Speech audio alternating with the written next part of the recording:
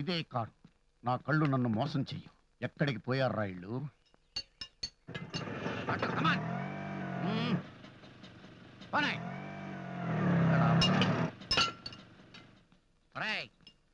రాయిలాగా అయ్యా, ఆ ఆగున్న కారులో వాళ్ళని చూసావా? ఇప్పుడే వెళ్ళారండి. ఎటెళ్ళారు? ఇటెళ్ళారా? ఇటెళ్ళారా?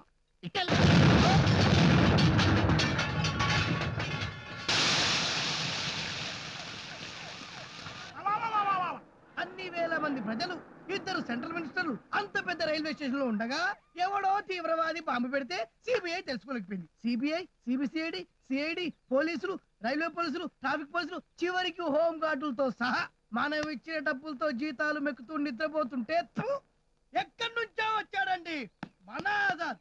వచ్చి నిర్మానుషమైన ప్రదేశంలో ఆ బాంబుని పేల్చి ఇన్ని వేల మందిని రక్షించాడంటే వాడండి అసలైన మగాడు. అందుకే చెప్పండి సార్, జై బోలో ఆజాద్ కి, ఆజాద్ కి. హ్యాండ్స్ కింద హ్యాండ్ కప్స్ కనకుండా పోయాడండి. వాడికి వేసేసుకుంటే ఈ పాటికి మనకు అవార్డు వస్తుంది. వింటున్నావా? గట్టిగా మాట్లాడితే అవార్డు కాదు, హాస్పిటల్ వార్డు కూడా దొరకదు. మరి ఇప్పుడు మన ఫ్యూచర్ ప్లాన్ ఏంటి? అదే ఆలోచిస్తున్నాను రా. ఇప్పుడు రైల్వే స్టేషన్ లో బాంబు పెట్టిన వాళ్ళని పట్టుకోవాలా, లేదా పబ్లిక్ ని సేవ్ చేయాలని ఇక్కడ తీసుకొచ్చి పేల్చిన ఆజాద్ ని పట్టుకోవాలా? న్యాయంగా బాంబు పెట్టినోనే పట్టుకోవాలి. బాంబు పెట్టిన వాడిని పట్టుకోవడానికి ఆజాద్ ఉన్నాడు కదరా. ఆజాద్ని పట్టుకోండి. ఆజాద్ ని పట్టుకుంటే తీవ్రవాదుల్ని ఎవరు పట్టుకుంటారు? అయ్యా, ఏం చేద్దామో మీరే చెప్పండి. టీ తాగదాం. 2 టీ చెప్పు. 2 టీ. శృతి, ఇలారా. ఏం జరిగింది? ఆజాద్ తెలుసా? ఆజాద్ అతను లైవ్ లోకి వచ్చాడంట. ఆజాద్? ఆజాద్ ఇంగ్లీష్ పిక్చర్ లో 6 నాళ్ళ ఉన్నాడంట.